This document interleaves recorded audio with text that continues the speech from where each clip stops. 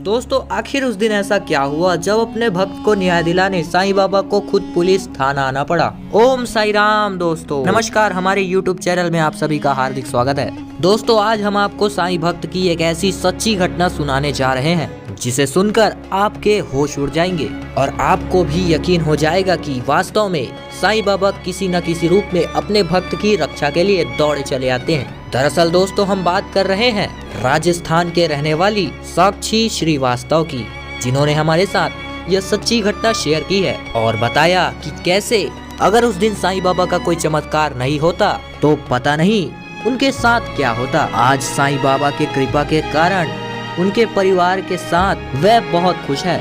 आइए दोस्तों जानते हैं कि साक्षी श्रीवास्तव के साथ ऐसा क्या हुआ। स्वयं साईं बाबा उनकी मदद करने के लिए दौड़े चले आए। दोस्तों ये आज भी होकर ये बात सच होती है कि कोई भी भक्त अगर सच्ची श्रद्धा के साथ साईं बाबा को याद करता है तो अवश्य ही साईं बाबा उसकी मदद करने किसी न किसी रूप में दौड़ चले आते हैं।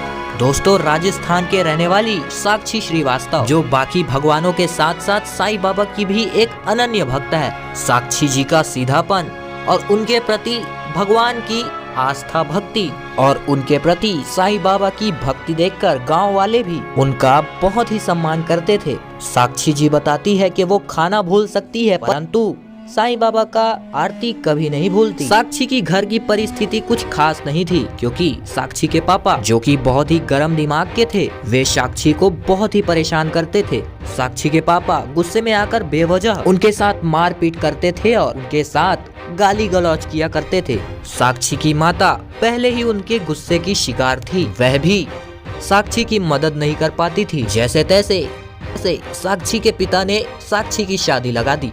साक्षी शादी के बाद अपने जब ससुराल आई तो उसके साथ यहाँ भी बहुत ही बुरे बर्ताव होने लगे। साक्षी जी बताती है कि उनके पति का संबंध कहीं बाहर था और वो हर रोज साक्षी के साथ मारपीट किया करता था। साक्षी ने सोचा कि आखिर कब तक वह अपने अत्याचार को होते हुए बर्दाश्त करती रहेगी। साक्षी को उसके घर में ही कोई मदद नहीं कर पाता था। तभी साक्षी ने ऐसा फैसला लिया कि अब वो ये बात अपने ससुराल वालों को बता देगी।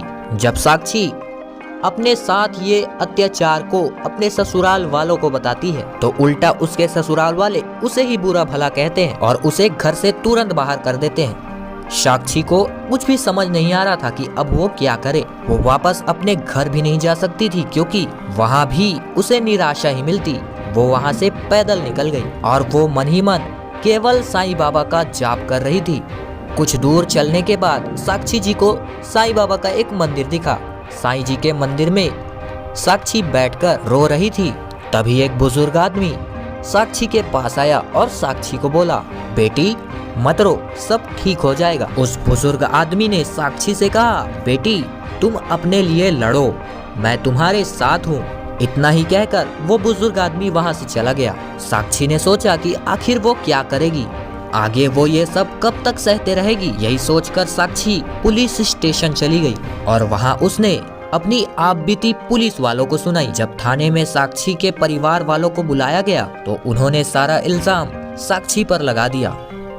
पर थोड़े ही देर में वहाँ वो बुजुर्ग आदमी आ गया जो मंदिर में दिव्या को मिला था। उस बुजुर्ग व्यक्ति ने साक्षी की तरफ से उसके सभी परिवार वालों की सारी बातें उस पुलिस वालों को बताई।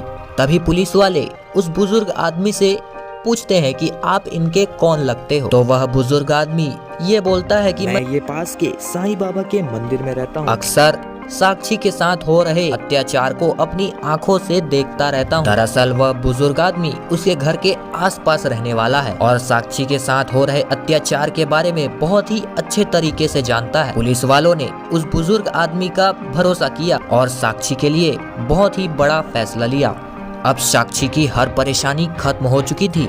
साक्षी के परिवार वाले और साक्षी के घर वाले उसे परेशान नहीं किया करते थे और साक्षी के ससुराल वाले उसे परेशान नहीं किया करते थे। और साक्षी जी बताती है कि उस बुजुर्ग आदमी को उन्होंने कभी भी अपने घर के आसपास नहीं देखा और ना ही कभी उन्होंने पहले मंदिर में देखा था और अचानक से वो मेरी मदद करने के लिए आ गए। साक्षी ये सोचकर हैरान हो गई कि आज से पहले वह आदमी मैंने नहीं देखा था, आखिर वो कौन थे और मेरी मदद के लिए पुलिस स्टेशन क्यों आए। साक्षी जी बताती है कि वो उस दिन स्वयं श्री साईनाथ जी थे, जो कि उसकी मदद करने के लिए आए थे। और साथ ही साथ साक्षी जी ये भी बताती है कि वो साक्षात साईं बाबा के रूप लग रहे थे। साक्षी जी बताती है कि वो पुलिस थाने के बाद सीधा साईं बाबा के मंदिर गई और उसने जो देखा वो आज तक वो नहीं भुला पाई। उसने देखा कि वही बुजुर्ग व्यक्ति उस मंदिर में साक्षात सामने में बैठा हुआ है।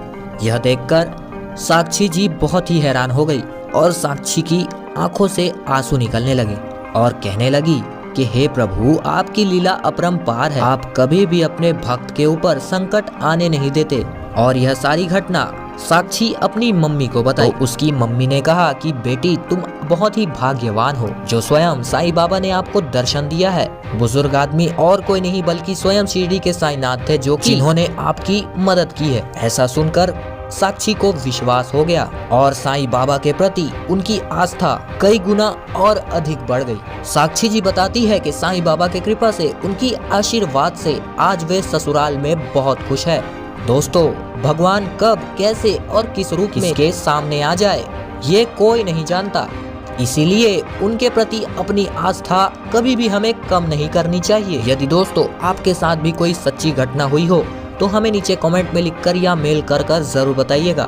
अगर आप चैनल पर नए हैं तो चैनल को सब्सक्राइब जरूर कीजिएगा एंड बेल आइकन ऑल पे जरूर क्लिक करिएगा एंड वीडियो को लाइक शेयर जरूर कीजिएगा। हम मिलेंगे एक और नई खास वीडियो में, तब तक के लिए दिल से कहिए जय साईनाथ और बहुत बहुत धन्यवाद।